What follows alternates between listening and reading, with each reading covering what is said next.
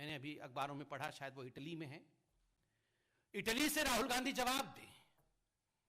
जो भ्रम फैलाने की कोशिश राहुल गांधी और उनकी पार्टी ने इतने वर्षों तक किया है, आज ये खुलासा हुआ है कि उन्हीं के सरकार के कालखंड 2007 और 2007 से 12 के बीच में ये कमीशन खोरी हुई है और मिडिल मैन का नाम भी सामने आया है।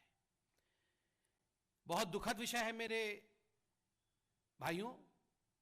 दुखद विषय यह है, for long 10 years the IAF, Indian Air Force, was depleted critically of fighter aircraft.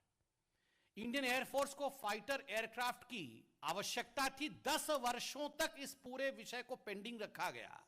10 वर्षों तक there were negotiations and negotiations and negotiations, and there was no conclusion of negotiation. And now we come to know that there was no conclusion of negotiation because the negotiation was not about aircraft.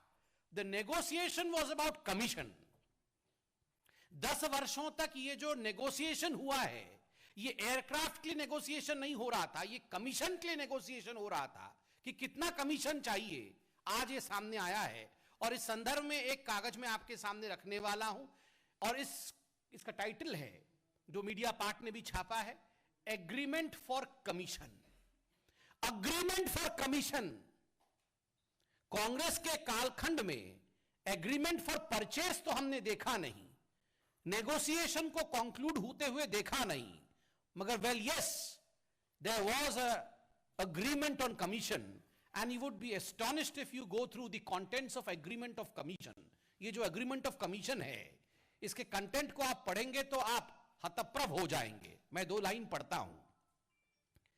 Commission is payable at the rate of 40% of the total contract value between IDS and Dassault Aviation.